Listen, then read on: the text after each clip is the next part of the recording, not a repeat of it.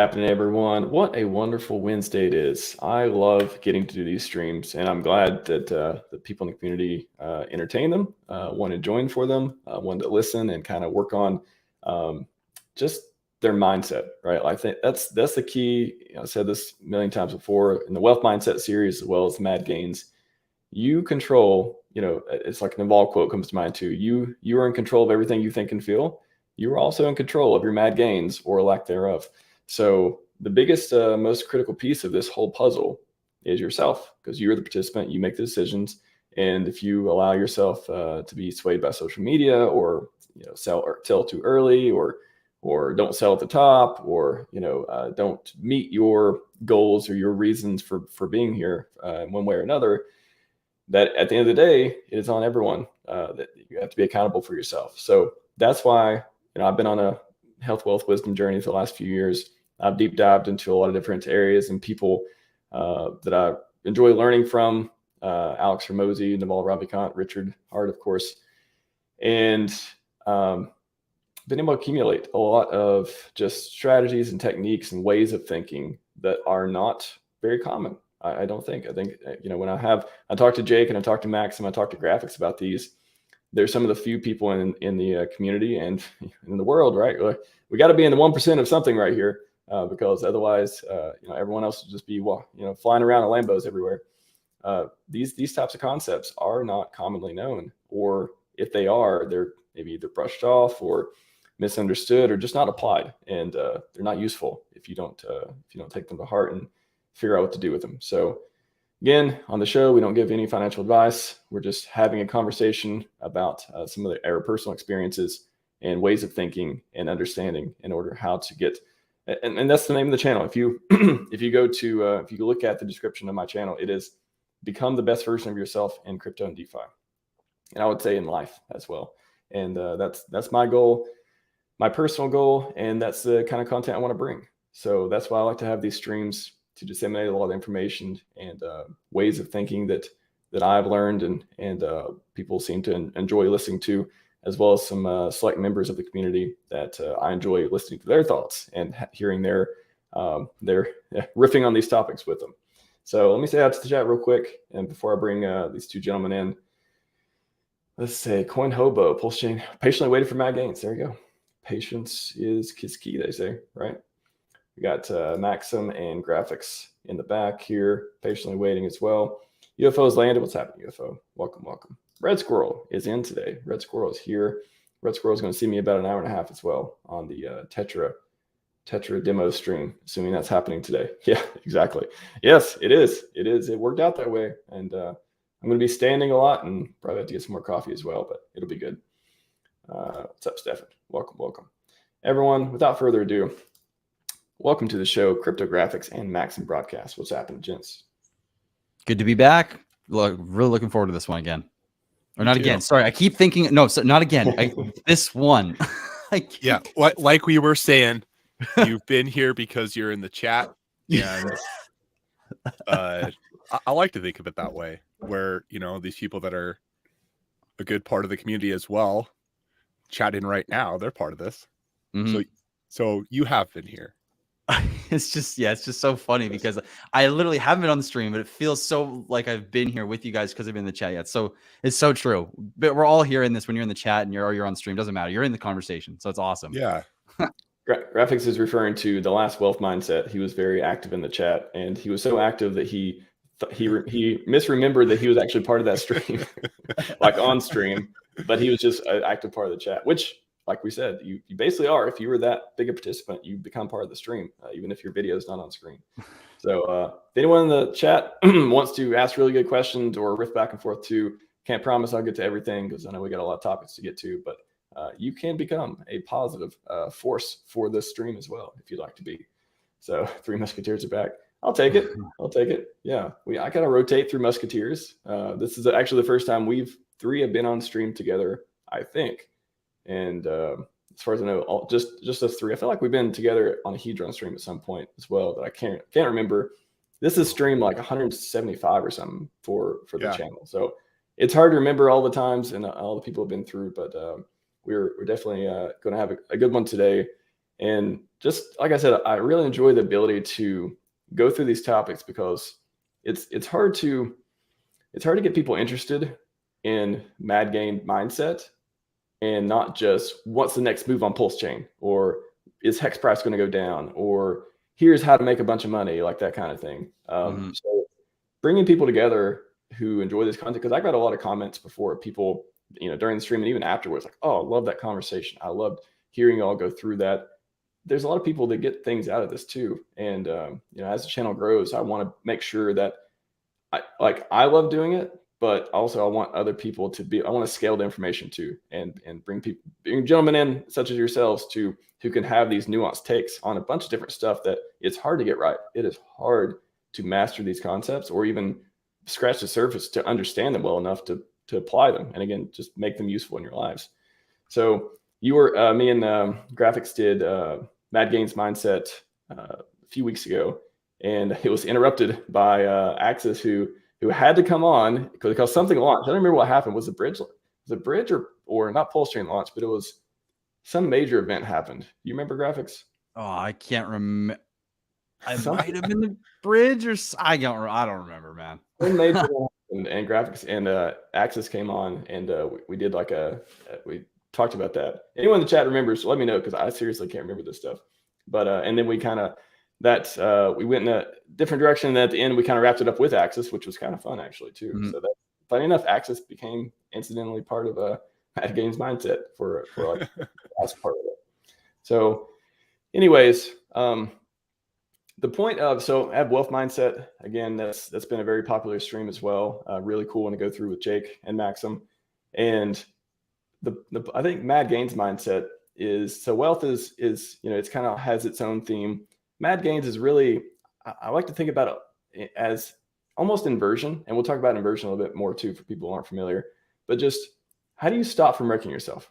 How do you do the things that make you to give you an edge? Like that's what me and Graphics talked about last mindset stream as well. How do you give yourself that edge, and how do you, more importantly, how do you stay away from things that aren't going to do that for you? And that could be knowing the difference between investing versus gambling. It could be just how, I guess, funneling yourself into the 1% instead of staying in the crowd and following social media and following your feelings and following the charts and just berating yourself through every cycle. And you're just going to be on crypto Twitter forever. You're just going to be like, oh, when's the next shit coin? I can go figure out how to make a quick 2x on and dump it. Like that's not a healthy cycle. And that's why I like the RH ecosystem too, because there are products that make you play healthy games or give you a chance to. You can be unhealthy if you want, but at least they give you a chance to make these type of mad gains. So I'll put it on the screen real quick. One of the tweets that I want to start us off on, one of the tweets I made not too long ago that I think is good to riff on. So I had a tweet before that was similar to this, a little bit more concise in a certain way, but I wanted to, I think this one's good because I was driving the other day and I had this idea of like how to think about this as the market being mispriced. Because fundamentally, I mean, like I said in the tweet, fundamentally, I'm looking for things that have more value than what people see in them today. And whether that's future value or whether that's maybe they're overvalued and you switch bags to something else or otherwise. But every time there's a new project that comes out and I see people start tweeting about it or whatever, I've conditioned myself to not even pay attention to it. Like I literally need to be hit over and over and over by people that I trust, for example, in order for me to pay attention to something. And that's on purpose. Like that's implicit. And I'm going to miss some opportunities and that's okay. And it kind of reminds me of Maxim talking about this before of like, I believe you talked about you're okay missing opportunities because, you're trying to place your bets very strategically and stuff too, if I remember correctly. But that is the thing that at least has helped me so much, is the ability to focus and really deep dive in the stuff that I really like and I care about and I want to stay in, long term, as the cliche goes. But how do you guys, how do you look at things, and how do you keep yourself from, again, the kind of the inversion thing, how do you keep yourself from making bad choices? I guess we can start off like that. Like how do you see the crypto world, kind of sucking you into all these options? Whoever wants to go first. I can try to talk to that.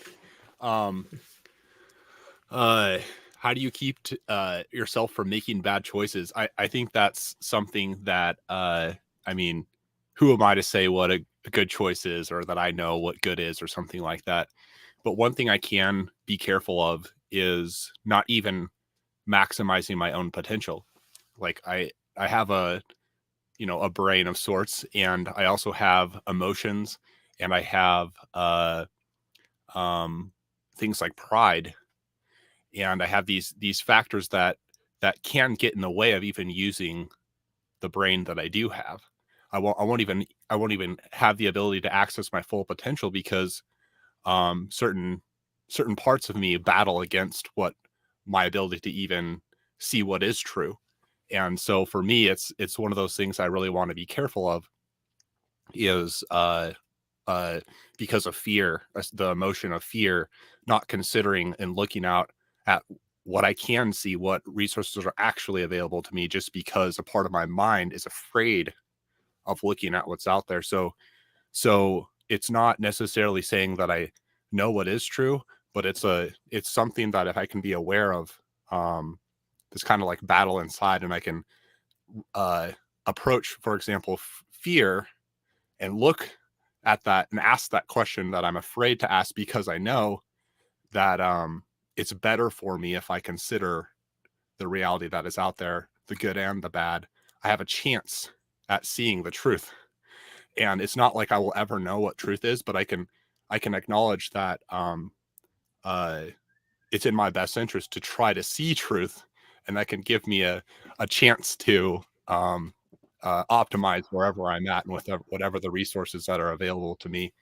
And I don't know, I think of things like pride comes before the fall. As soon as I feel like I have it all figured out, I actually have a very high chance of really failing.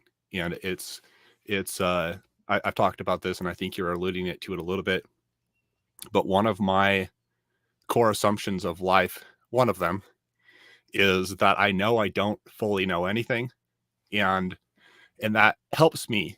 It's an ironic thing. It sounds like that would be a depressing observation of reality. Well, Maxim knows he doesn't know, so why even try? But it's kind of the opposite, because it helps me, it protects me.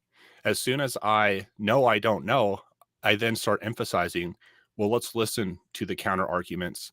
Let's see what else is out there. And I also believe that I can't improve if I'm not willing to acknowledge that something about the way I'm thinking, or the actions that I've made, if I feel like it's optimal, I can't improve. It's already optimal. And I start like seeing the potential for a better future associated with the fact that I know I don't fully know, and I actually get a lot of confidence in it. And these are kind of like methods that help me see what is better than saying what is better, if that makes sense. So it's just where my mind goes with that question: how do I make the good action, the good decisions, and avoid the bad? Well, start making sure that emotions and pride and aren't blocking me from seeing potential that's out there. That's really tough. Yeah, tough to do. But Mm-hmm. Go ahead, graphics. Yeah, well, I think you hit the nail on the head. And I think one thing that I would add to that too, it's from my case, because everything you said is bang on. And I would just say, especially on the concept of knowing that because I subscribe to that completely too. It's like I try to remind myself how little I know of all that is, and how little I can actually perceive at any given moment of what is actual truth, because that's just such an abstract concept to what we can actually experience and know. So taking that into mind and being aware of that, and separating, and being also aware of the separation between your opinions and your identified beliefs in those opinions, is also massive. The more attached you are to your opinions and beliefs and the knowledge you hold about something, the more blinded you're going to be by something. And so if you go on a day-to-day basis of looking at what you know as a current state of knowledge that is malleable based on new information coming in, and it can be malleable and become more concreted, or it could become malleable and take a new form as new information comes in. I think that is just such an incredibly powerful mindset to have. And it's so difficult because we all, like you were saying too, with these emotions, we all get feelings, and those feelings kind of attach us to our words, and it makes it hard for us to separate and distinguish opinions from like our perceived truth, you know, and that has a huge connection there. And so the more we can look at our opinions and our knowledge and what we're learning, and this is kind of my piece as well, is I think when it comes to not making wrong decisions, it's like you said as well, Maxim, it's looking at the duality of the situation. You know, maybe you're on one side of the opinion, and there's a spectrum to the other side as well. Being completely open to that, and being aware of everything I've just said, I think is just incredibly powerful. And it's, yeah, I would just say that's probably the biggest thing that I have learned over the last year, since being in this, year and a half since really being in this, of like watching people. And this is the thing too, when you watch people, you can learn so much by just people watching on Twitter and people watching on YouTube streams, and just listening to people's emotional responses to things, and to see and then watch their decisions over time and how they played out.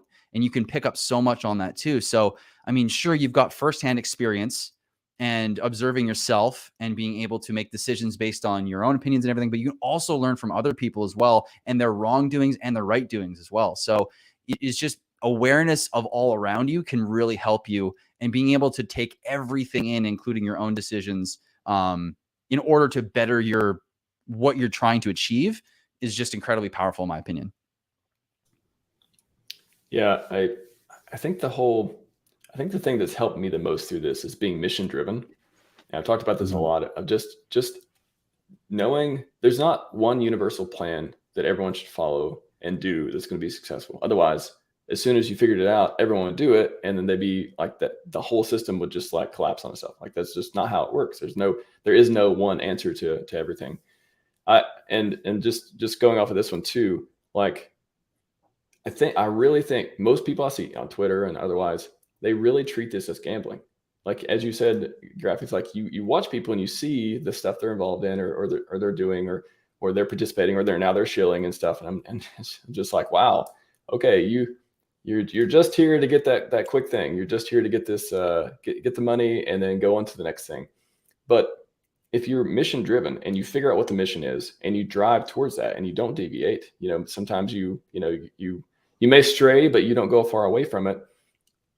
At least for me, it's helped me avoid like losing my time, my energy, my peace of mind, the things that I value.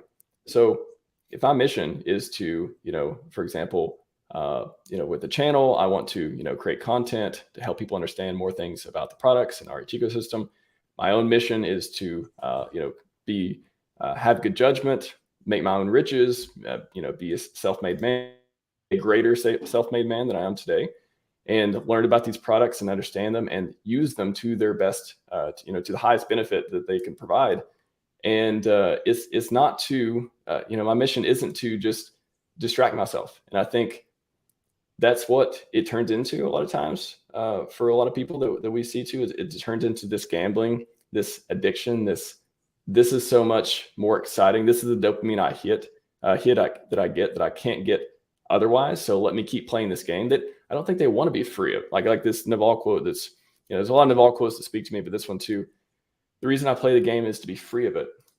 Just ask yourself, why are you here? Like, why are you playing this game? Why are you playing, first of all? What is your goal in the game? And is it to just be here, like a lottery machine? Are you just here pulling the handle at the casino? Like, is that what you're actually doing? Is that your plan? And if you don't want that to be your plan, how do you go on to something better? How do you figure out and stick with another plan that is going to get you to the place you want to be? Or are you okay just hanging out? And that's okay. Either one you choose is fine, but be conscious of it. Like Maxon says, don't lie to yourself. Like, be conscious of what you're doing.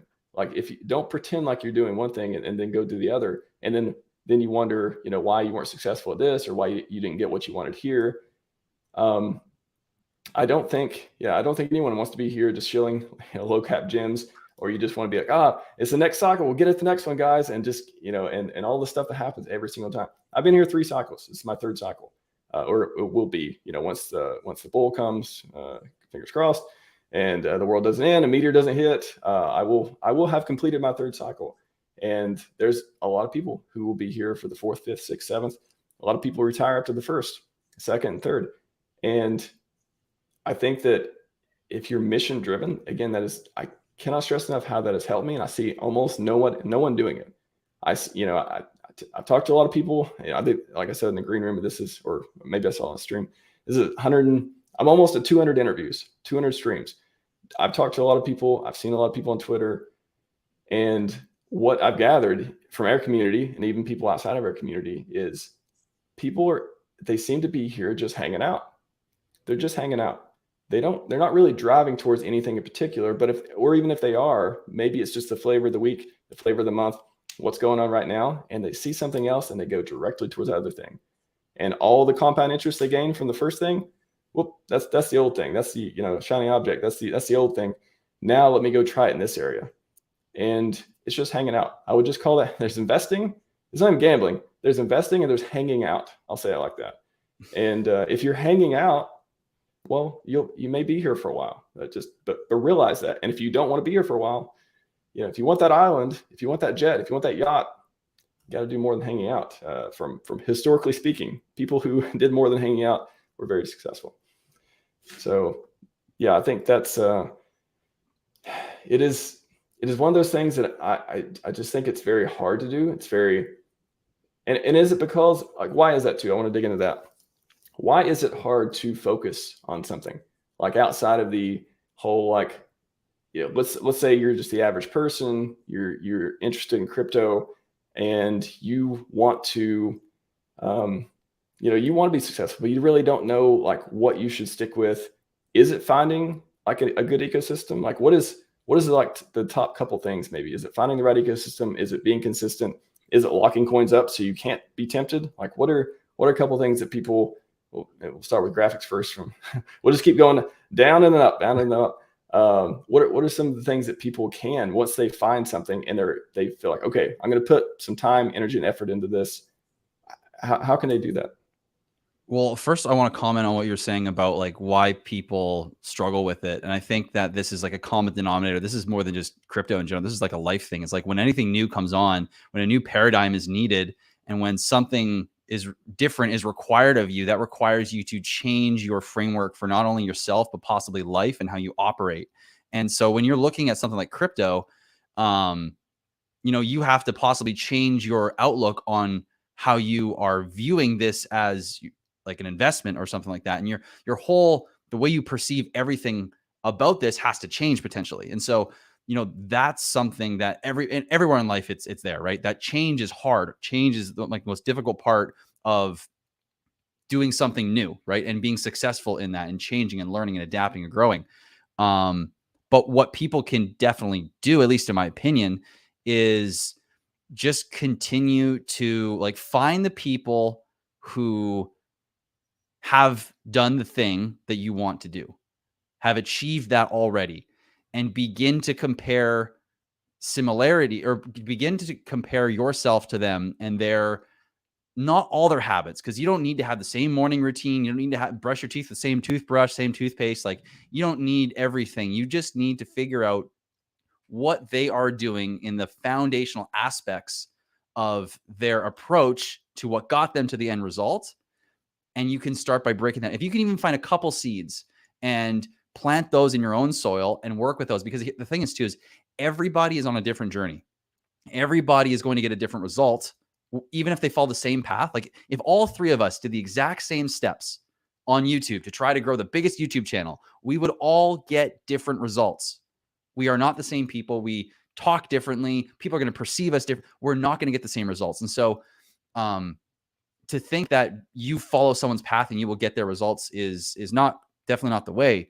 So taking seeds that people have planted and sown for themselves, and using those to find out what that can bring you, and taking that and growing and almost using them as like every time the seed grows a little bit, use it as like almost like a stepping stone to find where the next piece needs to come, and use that to constantly grow and learn, and let yourself like shed those old ideas naturally. You know, you want it to be an authentic learning process. The more authentic the learning process is, the more it's going to actually stick, and you're going to find what it is that is on your path that's going to lead you to that point that you're trying to achieve. You know, that's the most fruitful and true to your purpose, I'll say.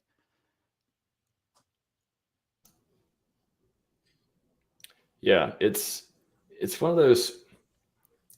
I feel like I think everyone is born with this type of potential, and it could be environment, it could be just your ability to be put in situations or put yourself in situations.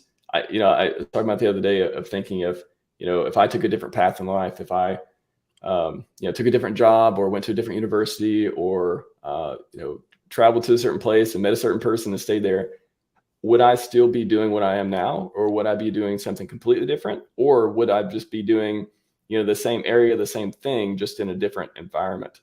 And I think that just speaks to how everyone really, you have this opportunity, and it's such a cliche in crypto. It's like this, you have like every video starts with, 100x opportunity, or you have an opportunity of a lifetime, or it's like I'm just watching a commercial on TV trying to sell me something. And it's been watered down. It really has. But the word opportunity still means the same thing. It still means the chance. You have a chance to do something, and you have a choice whether to participate or not. And I think I could be the same. I could be saying the same thing, have the same stream in a completely different community, any community in crypto.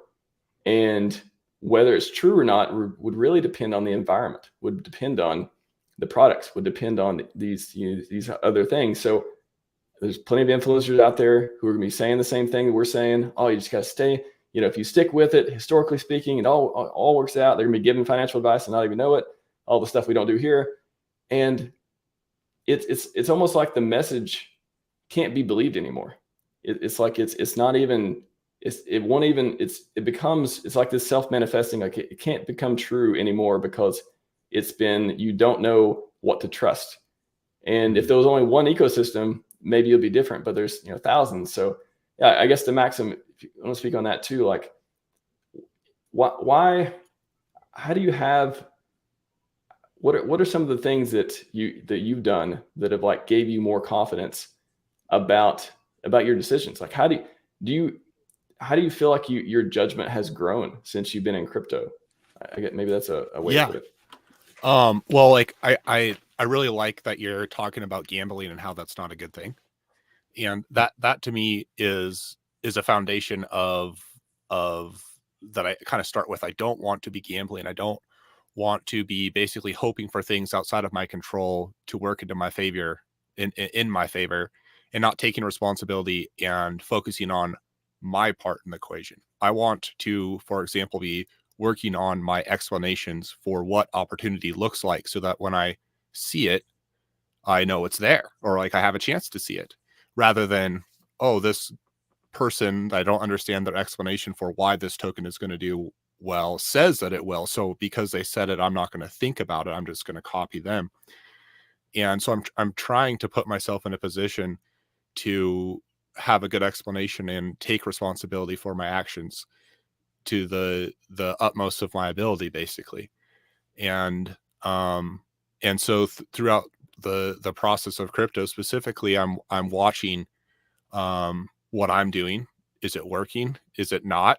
And asking why. Can I repeat the good things and avoid the bad things? And watching others, like Graphics was saying, like is there something I can learn from the mistakes potentially and the successes of others, that so I don't repeat those things. But at the same time, I feel that this is a little bit different direction, but I feel that crypto is as much a technology as almost anything, in the sense that it's a new thing. It is developing itself. And like the lessons that we've learned in the past, that may have those few people that were on the right side of the equation just doing those same things may not be enough now, because the tokenomics are different.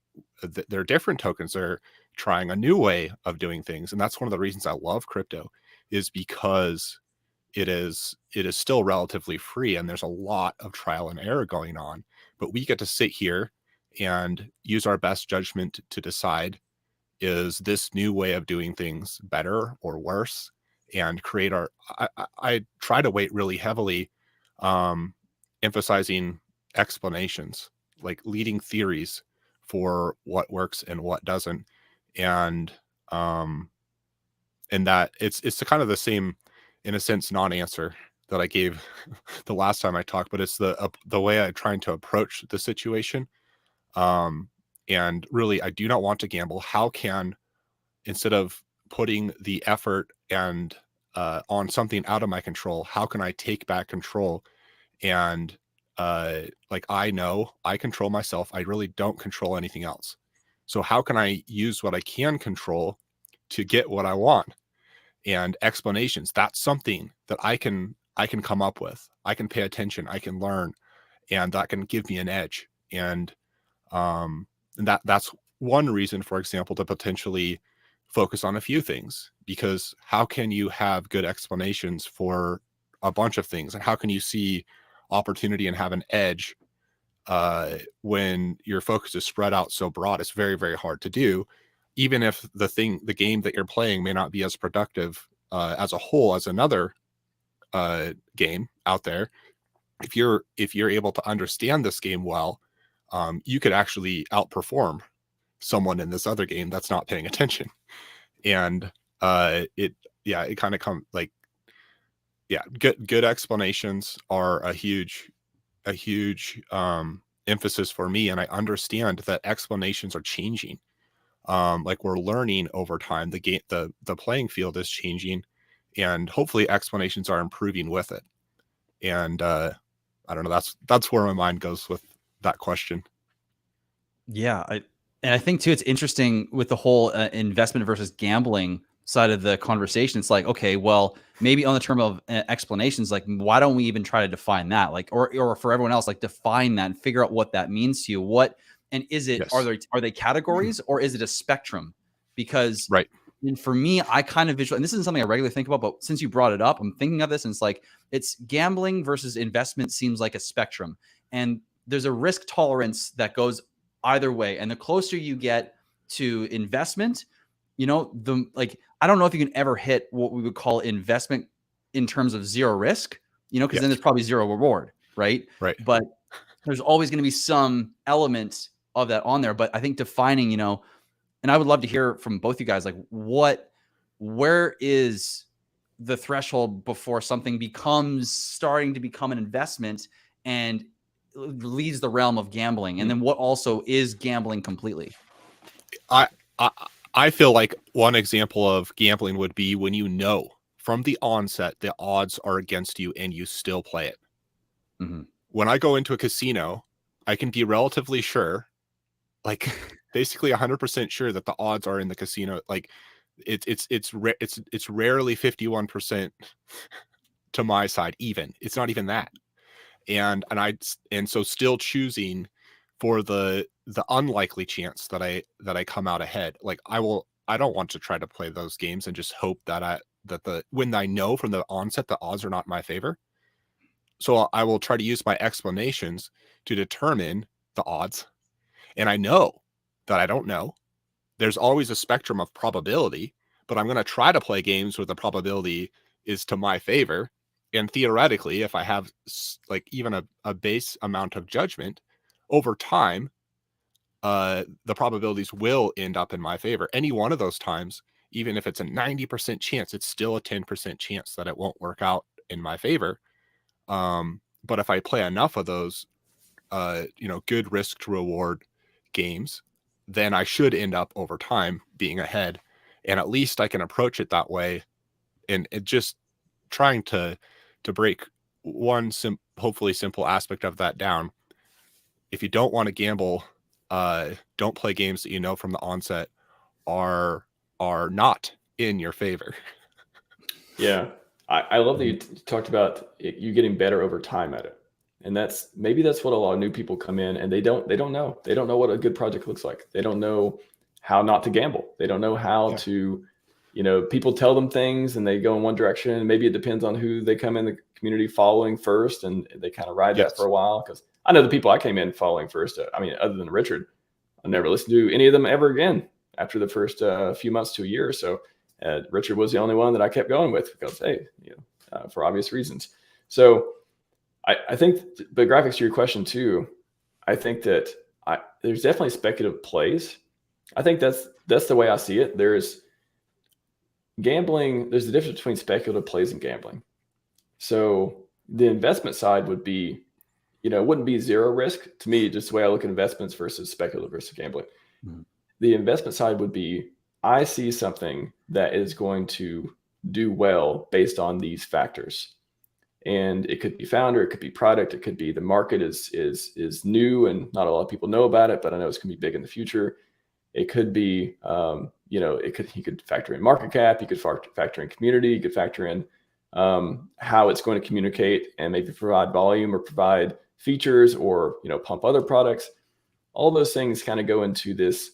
Okay, if I put my money into this, will I get more back at a certain point?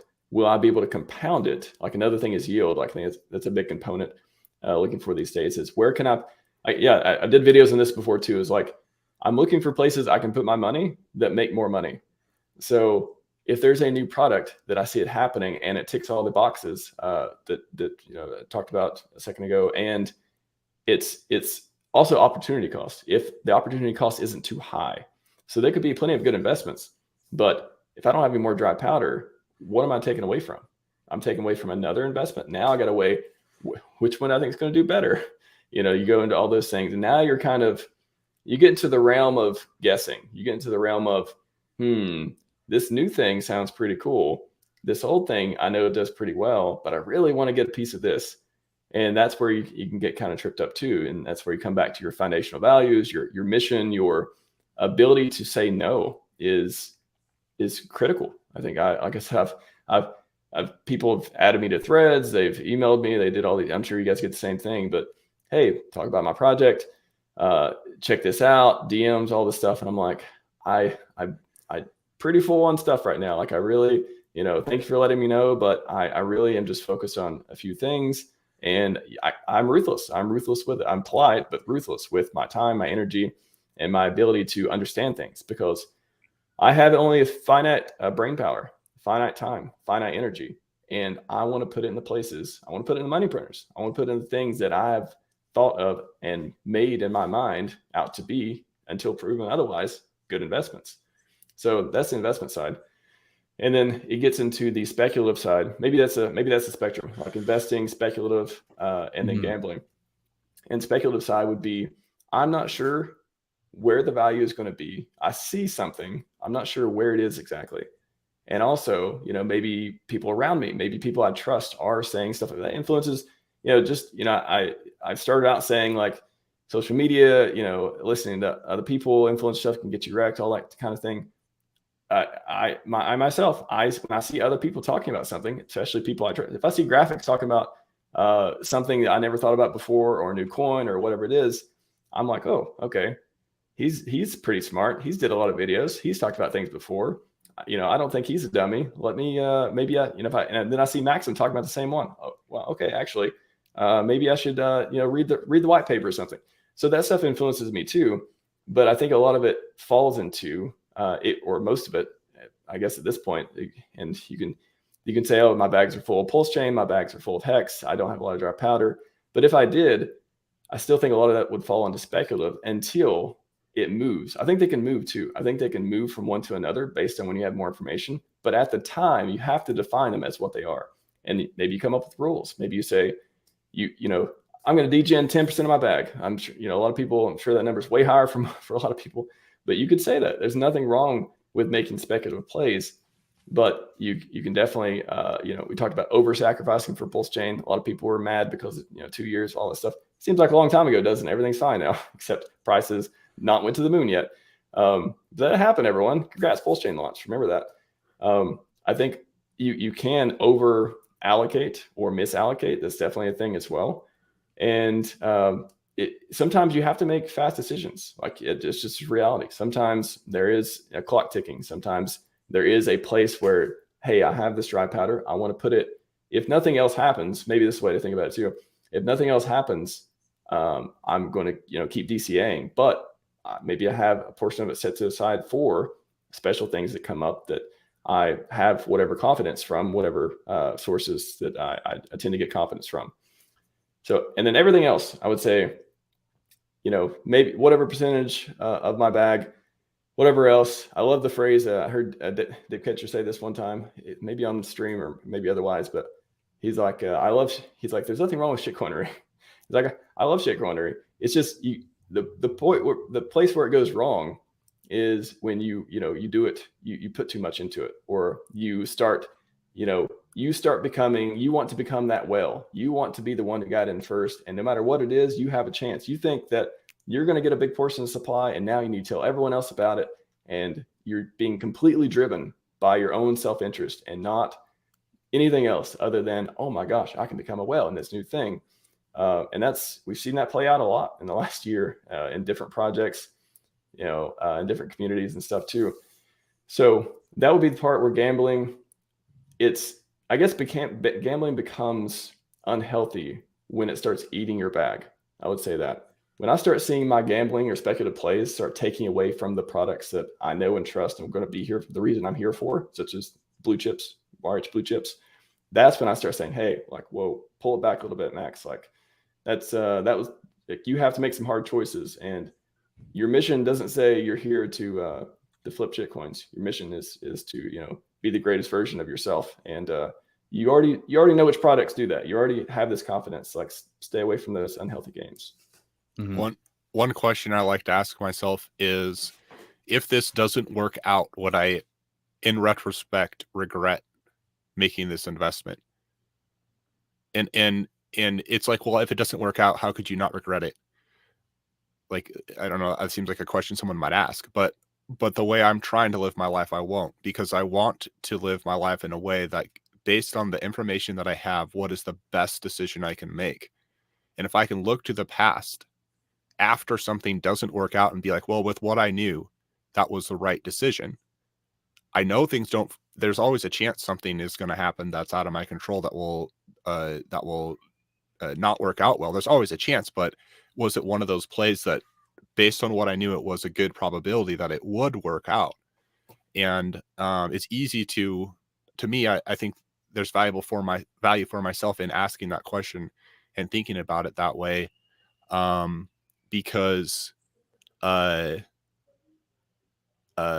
don't know, it encourages me to take responsibility for the downside before it happens. It encourages me to look at the downside. It's so easy to get caught up in, oh, what if this 1000x is in a very short period of time, and not consider, what if it doesn't? If I put so much in that if it doesn't work out, I am really in a bad spot. I need to take responsibility for that before I place the trade, not after, when I'm looking at a zeroed out account or something, a rug pulled project. And if I look to the past and I'm like, shoot, I should have seen the warning signs. I was not actually looking at the way this project worked. I was taking people's word for it. I was hyped up. Those were reasons I will regret making a decision for. And what better can I do than with the best information I have at the time, making the best decisions and actions from that? And that's how I want to live. And I'm okay if I'm doing the best I can and it doesn't work out. And then for me, it's like, well, maybe I can still learn something from this. Maybe my explanations that I was using to tell myself that this would do well need adjusting. I undervalued this aspect. Well, I'm not going to undervalue that again. And at least I will learn. And then you also make me think with deploying a whole stack or something like that. If you're taking all of your resources and putting them in one thing, that's actually really easy to do. That's why I think it's worth talking about.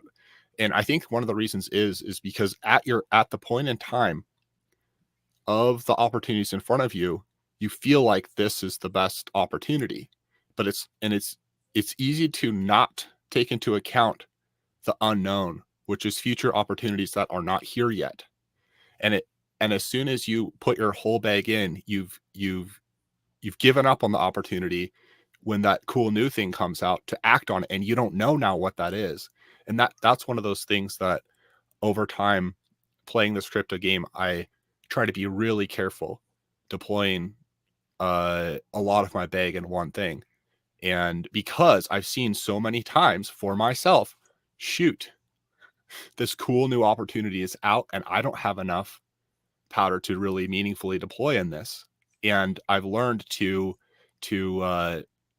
be more patient and know that good opportunities do come. It's easy to feel that all the opportunities are here right now, and it's almost never the case.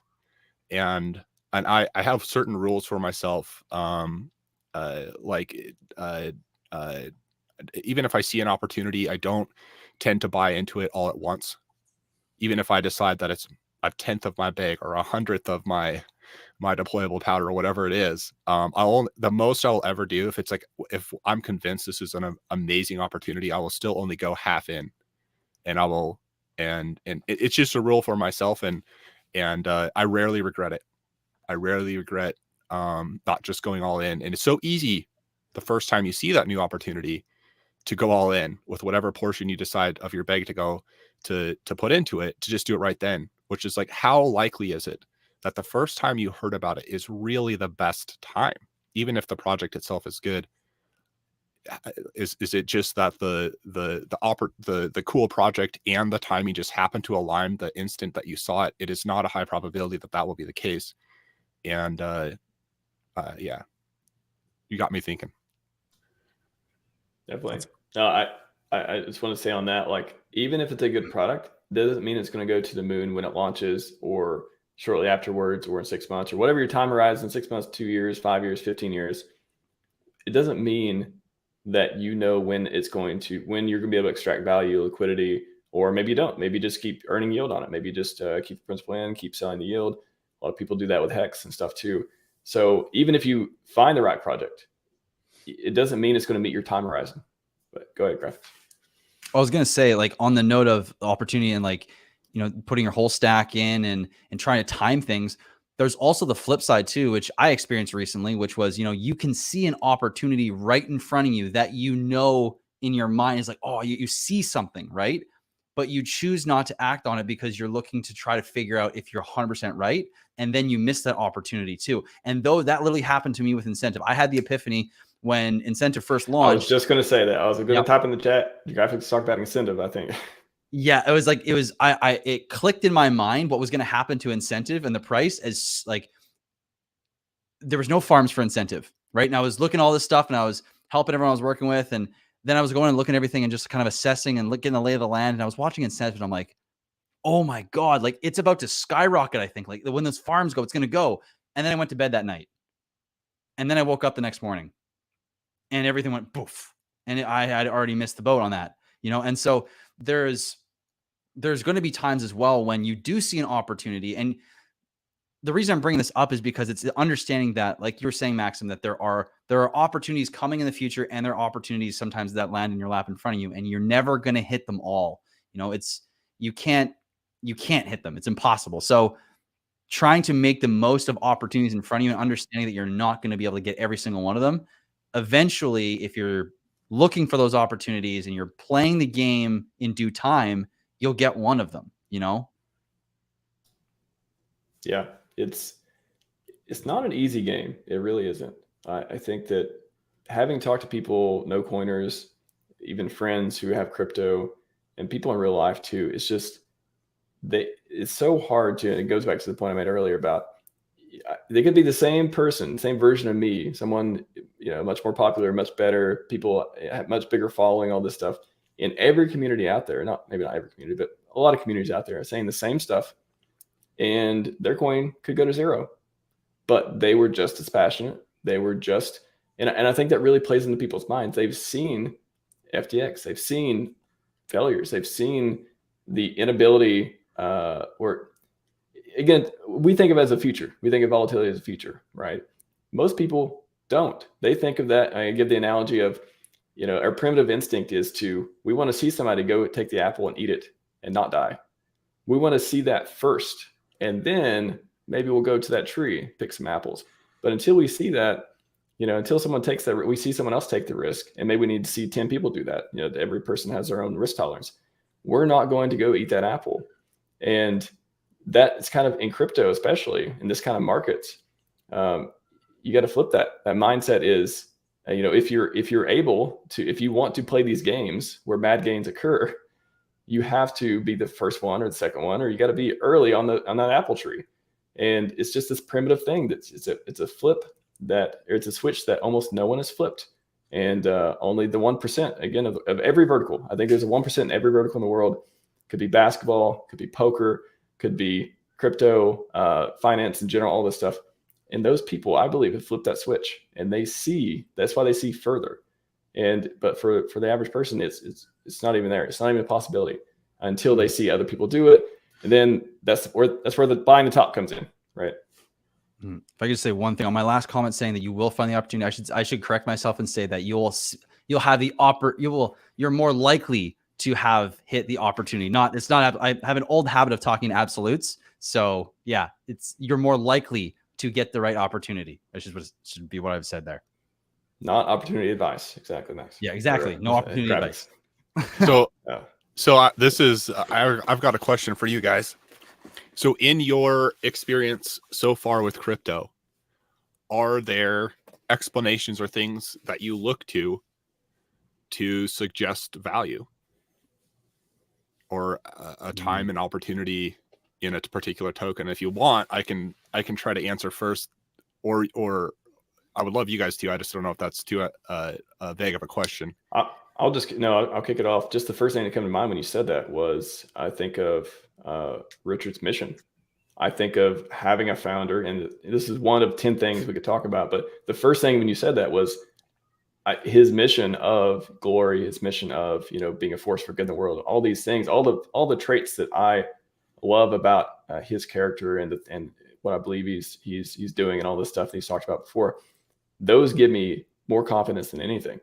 That this is not a guy who's just going to it's going to be a magic carpet ride in my eyes. Like we are on a magic carpet ride is going to be, even him benefiting in whatever way he may be benefiting, whether it be social status or monetary or anything else. I'm actually okay with that, because who would I rather give money to? Him, because I believe in his mission, what he's doing for it, and how he wants to help people who have the same values. So that's the first thing that came to mind. I know it's a very RHMaxy thing to say, whatever. First thing that came to mind, but I want to kick it off with that. No, it's good. I think I guess if I was thinking about what gives, because the question was what gives something value, right? Yeah. So yeah, and I just want to tie that up. So the reason I think that gives it value is because I can trust in the product and in the direction it's going. So to me, even beyond the product, the ideals have value, and it's almost like I'm investing in those ideals when I do it. If that makes sense. Mm-hmm. Mm-hmm. Maxim, what were you going to say to the value proposition that you're in your question? Yeah, there? So I'm thinking of this as like for me, I'm trying to create good explanations that suggests opportunity and value, and in tokens specifically, is there anything that you've learned to weight relatively heavy in suggesting opportunity and potential reason to think price will go up in the future? Yeah, it is such a great question. I guess it's something I haven't put into words on paper or anything like that. So I'm going to try. Like I definitely have it's like one of those know it when you see it at the moment for me internally for the most part, but this is good. It's a good exercise actually. I think, there was a strategy I learned a long time ago for content creators for virality, and it was called remixing, and so I think that same concept is applicable to value for me in this space, at least. When you have something that already has shown value, and then you pair innovation on top, like you innovate on top of that base level of value, plus you get a community involved. You see the community plus the base level of innovation, there's some level of value potentially there, right? And then when you see something like that, like in this case, I'll just use Hex because it is that thing that was built on top of the original innovation in terms of, is making a better Bitcoin, right? Or attempting to, right? Mm-hmm. And so then when you have innovation built on there that is sticky and brings more value when things come to a level where there's a clickening, if you will. There's also, I believe, I see value in that as well. And maybe less value than the original proposition, but there is, I can see value tied in there as well. And it's kind of that layer when you have something at the core and things built on it that are not independent and they're not leeches. If anything, they bring benefit both to the thing that was there to begin with and itself, plus there's stickiness and the community is there. I think that's where the value, because people ultimately give it value. And so it's very, yes, there's innovation and there's technology and there's all this stuff. But if the people aren't there and the stickiness within that community isn't there, I don't think I would tie as much value to it, both short-term or long-term. Your answer is, I think, really close to mine. I think mine would be community is something that I look to and weight relatively highly. Kind of like you're saying, does this have the ability to draw in people and keep those people? And then there's certain things I've looked to kind of have a chance of seeing that early. So like if the token has lockups of some kind, and people are deciding to lock up their value for more than a year, they have an incentive automatically to pay attention for over a year, and that gives that community, it indirectly incentivizes those people to be productive, talk about their project, and want the value to go up. But community is a really valuable thing. Like you said, if people, even if it's the greatest idea but no one knows about it, it's not going to have any value. It's people who are deciding to buy this thing or not. And so it needs to resonate with people. Community is a big deal. And community also, the more people you have that are motivated for the betterment of the project, the more unknowns in a good way that project has, because those people can create. And the more of a community you have, the more motivated that community is, the more potential side projects, the more YouTube channels, the more Twitter comments come with it, and it can add a lot of value. There's a lot of potential value in that community, even aside from them directly buying the price, by their creativity and their ability to build around the project. The other thing that I rate right up there with community is originality.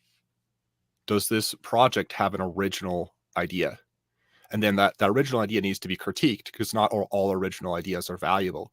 But when you have an original idea, you have a monopoly by definition, in the sense that no one else has this idea. And I look back through crypto history. What are the tokens that ran? It's those tokens with valuable original ideas. Bitcoin was the store of value. It was a new thing, and over time it's done very well. Ethereum, layer 1, you can build all these other cool decentralized things on top of it. It was an original idea, and it just ran. Hex, to me, had an original way of approaching store of value that had not been done before, and it ran, and it, all these things garnered communities, and so originality is extremely valuable to me. And I've watched, for example, there's always the counter to the originality. Like, what if someone copies it? A lot of this stuff is relatively forkable, or you can spin up a very similar project relatively easy in crypto. Yeah. It's code, right? And but we've seen over time, copycats almost never overperform the original token. The only reason they tend to overperform is because it wasn't because they copied, it was because they had some original take on how to do it that added value, that then drawed the community to them rather than something else. Bitcoin's been forked many times. Arguably, even from a technical level, some of the forks may actually be better, but the first mover is what gets all the attention, that first original thing. So I weight originality very high. And then another thing, for what it's worth, try to understand fundamental value, which to me is like, what is one of the questions I ask myself to help see what value is actually in this thing. The question I ask myself is, what value is there in this for the people wanting to use it aside from price going up? Is there something people can do with this token that gives them some kind of something good that they would want even if price doesn't go up? That's the sign that there's something innately valuable about this. And I would argue for Ethereum, for example, Ethereum, even if you don't like Ethereum, you don't care about it, you don't think the price is going to moon as much as other tokens, in order to get any of those thousands of tokens that you might think are going to go really high, you have to pay. If it's built on Ethereum, you have to pay gas in Ethereum, and you end up having to buy Ethereum. And that's an example of there is some kind of fundamental value there. Aside from the price going up, people still need it. And you want to use Uniswap, like you gotta pay, have some Ethereum. And so I try to look past hype. And it's a reason for me specifically, I don't play a lot of meme coins, because it's hard for me to find fundamental value in those things. And it's fine, you know, some people make money on those. It's just a game I don't play, because to me, that's so closely related to gambling. And I've decided I do not want to gamble. I want to have explanations. So, and then these are some of my still like kind of broad topics of, does this draw a community? Does it draw people in, and do they stick? Does it have a natural incentive for that to continue happening over time? Does this have an original idea of how things should be done? And does that original idea have a value offer that people would want to use aside from it's just the euphoria of price going up? And yeah. I just want to say there's two questions you made me think of on that. Is one would be, can it be built upon? And Ethereum's like the perfect example, right? Like projects build on it. They not only need ETH for it, but they're able to take advantage of its features. It is a game-changing innovation for world computer, right? So can it be built on? Like can you stake it later? Like can other communities, community of course number one, but can other people, would they want to build on it? Like is it mutually beneficial? Is it a win-win for people to further take this to the next step? Like Hex, Maximus coins, Hedron, Icosa, all this stuff. Hex is super able to be built on it. And if you can kind of look for those type of things, that's something interesting. And the other is it needed, or is it a health? Is it kind of, again, reminds me of incentive, just because that's what we've been talking about a lot recently in the last few weeks too. Is does it for me, I think about it as like a liquidity thing. It is a signal of health, of liquidity for a new ecosystem whose founder has talked about. The mission is to pair all these coins, liquidity bond, all this stuff. And I've got videos and stuff, everyone can talk about it. But I just want to use that example of like coins that are so important to either the ecosystem and products around them, or can be used to be built upon, or are vital in a way that not just within the community, but other products and other people and other people could, from another community, could look at it and be like, whoa, that's cool. Like those type of things, not even in the novel ideal type of thing, but like that obviously can be used to do this and that and connect these portals or whatever. So those things came to mind. And then one other thing, the also Naval quote, play long-term games with long-term people. That speaks to the communities that I look for. And that is the ethos of the RH community. Is like, of course, there's all kinds of traders and people who are just here and, they're hanging out, all the stuff we talked about. But in general, the products themselves are not only designed to appreciate, right? But they are designed to keep you playing healthy games for a long period of time. And they're just simulating the world at large. There's a reason that, that you pay into a system for a lot of your life. There's all kinds of problems with it, all that stuff, blah, blah, and inflation and money printing and this whole Ponzi scheme that is the financial system that we all live in. But at the end of the day, you do something, it compounds, and you get more at the end, or you get something at the end. So to me, those kinds of games that make you, instead of instant gratification, you delay for a while and you stop trying to do something and you just start thinking about the future. Like it literally gets you in a mindset of thinking about the future. Those are key signals to me of, okay, there's nothing designed to make you wait for a long time.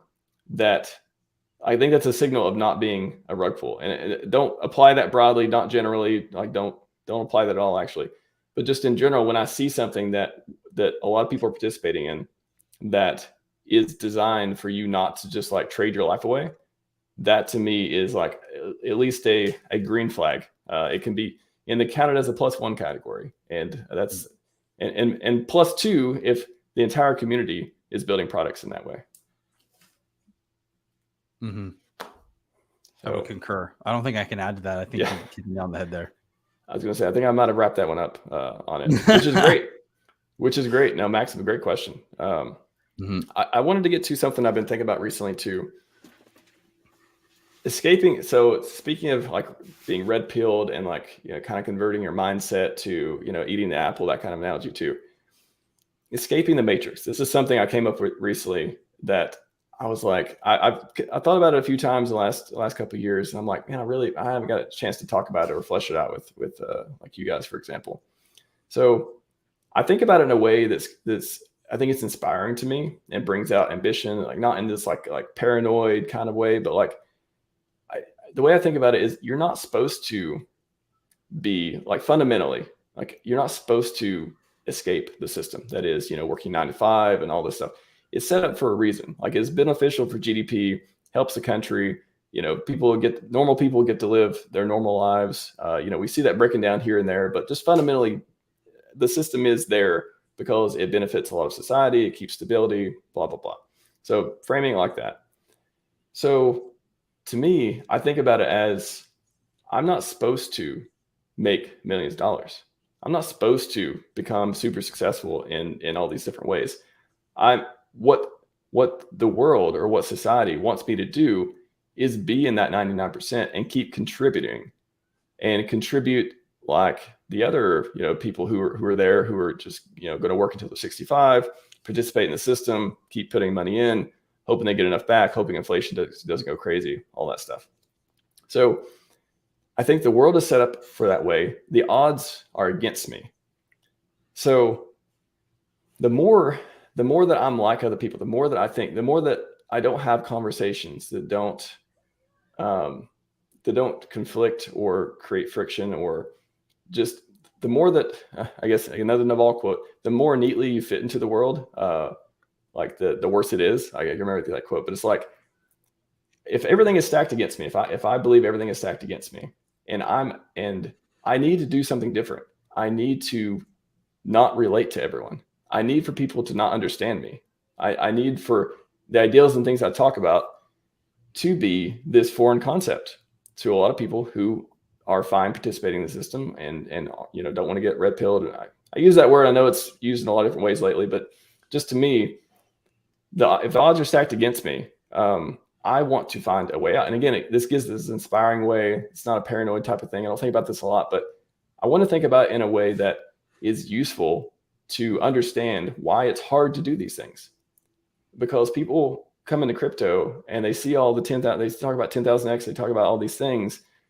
And when it doesn't work out, they treat it like, a lottery. They treat it like a gambling. They default back to, oh, I knew that stuff wasn't legit. So I think the better way I think about it is I'm not supposed to make it out. If I do, then that is because I put in the effort, work, and time to do it. And I shouldn't expect people to understand my mission. I shouldn't expect people to agree with me or support me, because why would they?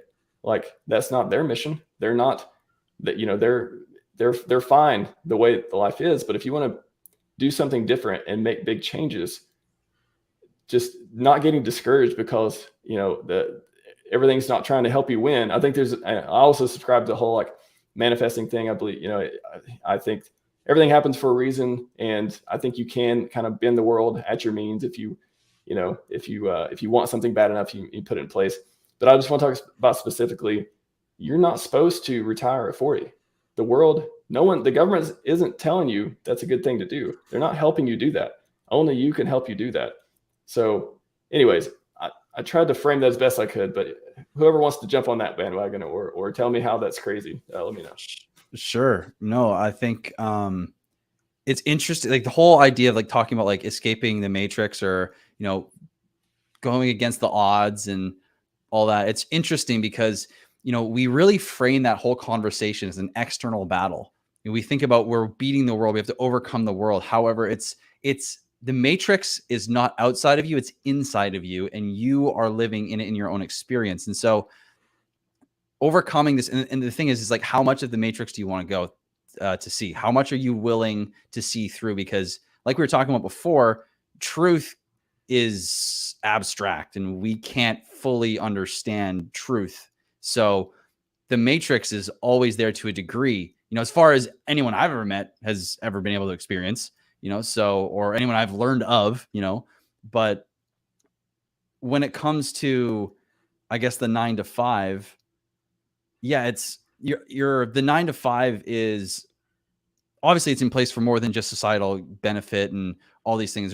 There's a whole lot of there's the duality of it, right? Yes, on one side of the duality, it makes things simple for people. It's reliable. They don't have to really think about things. They can just make their means, go on with their day, have their life, have their family, and things can be comfortable when conditions are ideal.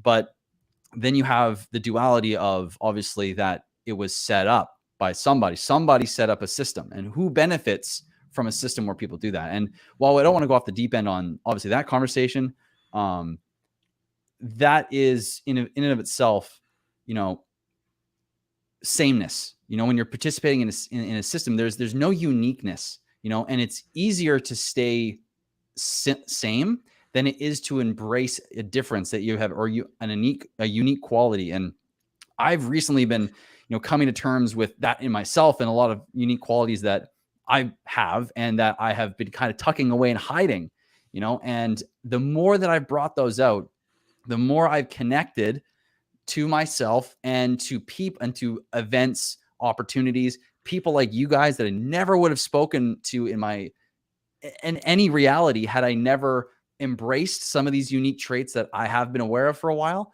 And so uniqueness breeds different opportunity, you know, and embracing your own individual uniqueness to whatever degree or capacity you have the ability to at that moment in time will breed a new level of opportunity. And I'm only saying that to the level that I've discovered it to my experience to this point. So, I mean, you ask, like, I would ask Maxim and Max, like how, like, have you guys found the same thing? And what degree have you guys, if you found it true, like what degree have you seen that come to life as well? I like that. So like, yeah, I don't know, it reminds me of a quote, know thyself and to thyself be true. Yeah.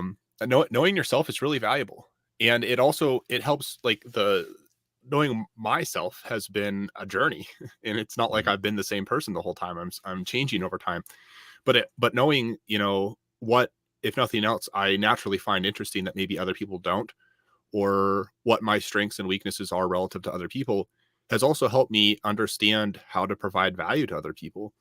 And I think Naval talks about find the thing that is play to you but work to other people. And I think everyone has unique, that's the beauty of people, is we're all different. And, you know, I've throughout my college years, I lived with a lot of different people. And I felt like at the beginning, I've lived with so many people, and I've actually become really close friends with so many people. I'm going to understand people massively well. And I'll be able to, you know, once I know Joe, I'll find another Joe in my life and he'll be just like Joe, and I'll know him and understand him so well. But it's never happened. Like I think there's commonalities and some general truths that I've carried across, but every single person is so different. And at the same time, that's beauty, because you know, everyone can contribute in an original way. And that there's a value offer that every single person can give the world that no one else can give, I think. And I think it's a beauty of technology, the ability to, with your random strength that no one else has, you can reach those people through the smallness of how small our world is through technology right now. And it's beautiful. And like you're saying, without technology and like what's the chances that we would be talking right now, that we have some similar interests on these ideas, that we would be able to like bounce our ideas off of each other in a way that we're both winning in the equation, because we found those few people that care about cryptocurrency and self-improvement and a little bit of philosophy or whatever exactly this is that we're talking about. It's beautiful. But I also think so much value is, it kind of comes back to me of like knowledge and information and technology. Like technology is really just the cutting edge of what we currently know, and that's always moving. And I don't know, it relates to me too with what you're saying, Max, about the 9 to 5. A lot of times to me it's a bummer getting caught in the 9 to 5, because that creativity is sometimes stifled. Like someone is telling you what to do.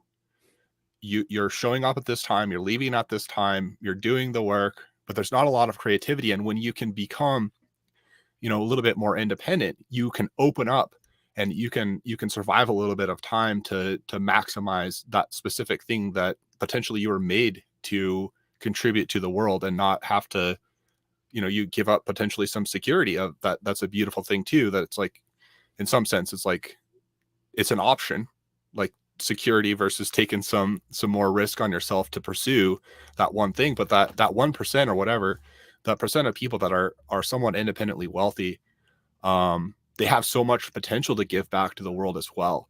And it doesn't have to be a selfish thing. And I would argue, if that person becomes independently wealthy and they just sit back and drink on the beach every day, I really don't think they're going to be happy. Or if they are, I don't think they're going to be as happy as they could be if they were continuing to set goals and pursuing what is meaningful. And I would argue that a lot of what is meaningful is helping people. And I think ideas are really valuable. New ideas, new explanations for how things should be done, sharing those and building something new that's never been created before. And this finite ability that we have to cope with, the fact that I know I do not know, is potentially depressing, but it's also this beautiful reality where I will always be finite, but we can continue as a human race to develop better explanations and understand truth better, potentially forever. We potentially will never have the problem of losing something to fight for. It will always be out there. With all the information that we have with computers, there's still so much we don't know, and there's so much potential good that is out there for us if we put our minds together and we discover it. And that's one of the reasons I love crypto. It's this cool new technology that's being discovered. It's relatively free. All these cool new ideas are popping up. Some of them are failing, but the turnover in crypto is so fast. The potential to learn from this corrective system is unusual. And I'm excited to be a part of this. And for me, it's like doing my part to like help people in the process, just like humbly, like, this is what I'm learning. I'll share it with you. And I know I don't know, but this is a cool process. And then hopefully where I'm putting my money is helping support in my own unique way projects that I think are valuable. And in the bear market, some of those projects, they need that money too. And indirectly, hopefully I'm helping good that way.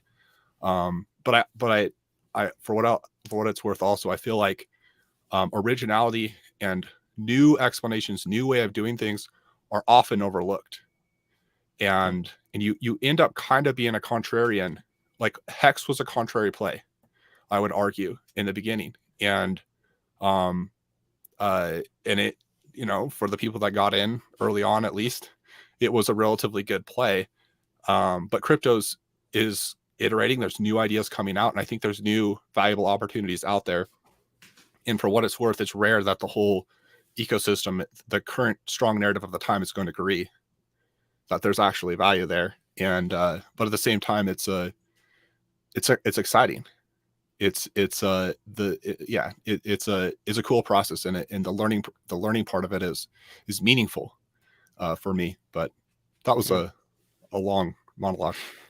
No, I think the comment, I just want to hit one more on the 9 to 5. I've had to quell my rage at the 9 to 5 over time as well, because as one of you said, I can't remember which one, but it works for most people, and it's not something. It is a comfortable way to live. It is, I think if you ask most people, would they, why don't you just quit? Maybe they got rich in crypto or otherwise. Why don't you just, go do your own thing? I've heard this so many times. I've talked to people who've been very successful in industry and they have plenty of money, and I know they're not working for a paycheck anymore. But when you ask them, why don't you do anything else? There's either one or two answers. It's either, I don't know what else I would do. So like they need someone to give them work. They need someone, they need an environment. Like they don't want to create their environment. They need that. Nothing wrong with it. Or number two, they don't want to do their own thing. They want to be a part of something bigger, whether it's a company, whether it's a community, or whatever it is. They don't want to do their own thing because they see themselves in whatever position they are, making an impact, and they want to do their life's work there. Nothing wrong with that. I do not judge anyone for that happening. The part for me is, again, when you want to escape the matrix, as the analogy I give, for me, it's inspiring. For me, it is thinking of it in that way. People get motivation from different areas, but for me, I get motivation from, it's almost like that, the canonical, like, tell me I can't do it and I'll show you type of thing. I think that's been like a motivation for me all throughout my life too. So the fact that, and I think just in general, humans, like we like enemy, like we like, good versus evil, right? We like problems to solve. We like overcoming things. So if you're the type of person who doesn't want to, do 9 to 5, be a part of a community, be a part of, having, you have your own ideas. You want to work on things, but you just can't because you're stuck. If you feel stuck, maybe that's the key. If you feel stuck, then crypto is to me has been the way out. It has been something I've never seen anything that has been such an obvious flashing signal to me that I can be free. I can free myself from things I don't want to do. I can be free from them. And a minute I'll bring up the last point that we'll finish off on too, on the freedom from and freedom to. But having the ability to own your own time, if that's what you want to do, if that what makes you happy, if that what makes you comfortable, if you don't need other things to do that for you, if you can do it from yourself, like crypto has been the way I've been pursuing to do that. And that's kind of the motivation that I use that drove me this far, and we'll see where it goes in the future. But I like that kind of challenge, and I think it's a healthy way to do it. And if you find the right ecosystem, that's the hard part. So I like the challenge too. Yep. Yes, you gentlemen seem like you like challenges. Let's say that. I'll throw this up here too. I put it in the chat if anyone wants to follow along. My favorite book, Almanac of Naval Ravikant. Between that and Scivive, I always got to say that, don't I? But this is a book that I've listened to, I've read several times, and I know Graphics may be getting more familiar with Naval's work. Maybe if we keep talking about it, he'll be quoting them too. But I know Maxima is super familiar, and there's so much nuggets, there's so much wisdom that I've extracted from this guy and the stuff he's talked about. And the one key thing I wanted to touch on was there's so much to choose from, but the whole notion of freedom from and freedom to. So the question here is, somebody asked him, how are your values changed?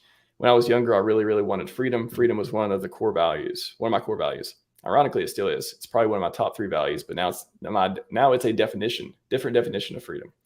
My old definition was freedom to do anything I want. And this really resonates with me. Like, this is exactly the way I felt for a long time. Freedom to do anything I want. Freedom to do whatever I like, whenever I feel like it. Now, the freedom I'm looking for is internal freedom. It's freedom from reaction. Freedom from feeling angry. Feeling from being sad. Freedom from forced to do things. I'm looking for freedom from internally and externally. Whereas before, I was looking for freedom to. And, it gives plenty of examples. Freedom from expectations. Freedom from anger is a great one. Freedom from employment is maybe resonates with a lot of people too. And it's another quote. I think I retweeted it today or yesterday. A taste of freedom can make you unemployable, which is so true. As soon as I found this ecosystem, as soon as I found Richard and stuff, I was like, wow, I have a chance. Yeah, I feel like Air Friend Tommy's voice in my head right now. Wow, I have a chance to be free. And and that's what really I watch him every day, man. He's great stuff. Shout out to Air Friend Tommy. It's just such an empowering thing to to realize and to go from that transit to just, and a lot of people, there's nothing wrong with either one. I've just over time, and I still love freedom too. I love I still want the ability to do whatever I want to do, all that stuff. But I think especially when you have a family or you're in a community or you're doing things that affect other people, or, I don't know, there's a lot of situations where freedom from comes in handy. And, for example, if you want freedom from being ashamed, maybe you start working on things, maybe instead of, drinking a lot, or, I don't know, saying bad things, trolling on Twitter, all these things that can put you in vulnerable positions, or you could be wrong a lot, or whatever. If you want freedom from, freedom to do these things, you probably already have it and you can do it, and it's fine. But if you want freedom from being embarrassed, freedom from having shame, guilt, all those things that can affect you, take your peace of mind. For me, I started valuing freedom from. So even though I can do a lot of things, they have consequences, if they're not controlled or otherwise. So the freedom from the after effects and the broader picture of things is what I've really started to value. So I don't know if it's the first time either of you have heard freedom from, freedom to, or thought a bunch about it, but are there examples? Do you buy into that? Are there things you think it's useful you use in your lives? You want to go first? It makes me think about the fact that you can never have enough good. And a lot of times good feels good because it's related to pain that was potentially avoided. And it makes me think of Viktor Frankl, which I think he gives a relatively extreme example. I've talked about this a number of times. It's just been meaningful to me, where he was on a train going basically to a concentration camp, and they end up going on that train the train's going right to Auschwitz, and they believe that if they go there, they will be killed. And like the train, they're all standing on it and they're so close together, they're like crapping and peeing themselves and total suffering. But the train like starts slowing down and they think they're all going to die. And then it starts speeding back up and going by Auschwitz, and they're happy. He said you could feel the happiness of the people in that circumstance. And are they happy because they're going to another concentration camp? No, they're happy because of the pain that was avoided. And it reminds me a little bit of the way that Naval is phrasing it there, where the freedom from has a lot to do with our feeling of happiness at the time. It also sounds a little bit Buddhist to me, in the sense that there's a lack of pursuit of something specifically in it, which I personally tend to disagree with. I think a lot of joy comes from pursuing something worth pursuing, but there might be some irony in that the thing we're pursuing is giving us less pain, maybe. Anyway, that's where my mind goes. That's good. I think this is really interesting because it's kind of showing the duality of freedom, both the internal and external, basically two sides of the same coin. It's showing you that there are two sides to this equation, really. And I think it's perfect because, it's going to sound ridiculous because it sounds like I'm just saying the thing that fits because you just brought it up. But like literally over the last while, it's been brought to my attention. Like, okay, what do you want? Like, what do you want with your life? And I've been thinking about that a lot. And the only answer that I've been able to give myself is just freedom, and it's not necessarily all about two. Like the freedom that I'm personally looking for is it's freedom to, but it's freedom to find who I really am beneath the stuff that's been given to me at the beginning of my life and that I've built as who I believe I am, And so I guess in that circumstance, it becomes a freedom from. It's a full circle. But yeah, this is really cool to see the way he's articulated this in taking the external freedom and the internal freedom and defining them both so perfectly. I think this is such a relevant piece that he's created that can be so easily missed, because it's so easy to mistake your external happiness, your external state, or your external environment, what's going on, for your internal state. And if things are going well externally, well, then internally you're also going well, when really you could be hiding and stuffing down so much pain, but you're driving in a Aventador SVJ, and you've got millions of dollars in the bank, but you're hurting, and you mistake the two. And so this, I think, is a great way to end this with him defining how separate they are, but also in unison they are as well. So yeah, thanks for bringing this up. Of course. Yeah, it's something that's maybe the crypto example too. It is more of the freedom to, gamble, the freedom to, I don't have to listen to you all talk about not getting wrecked. I don't have to, I can do whatever I want. Don't tell me what to do with my coins, right? Like, don't tell me what to do with it. Well, I would say the freedom to do things, for me, I want peace of mind. I want freedom from seeing my bag go to zero. I want freedom from being ashamed that I got someone else wrecked. Freedom from giving financial advice. Freedom from seeing people, promoting something that was obviously a scam, but it benefited me, so I went along with it and kind of wink, wink. Maybe it'll be okay.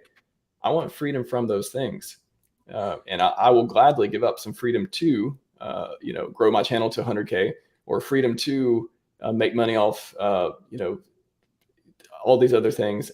Freedom to not monetize, for me, helps me get a lot of freedom from a lot of the consequences that I see other people dealing with, having to participate in a system like that is not easy to get right.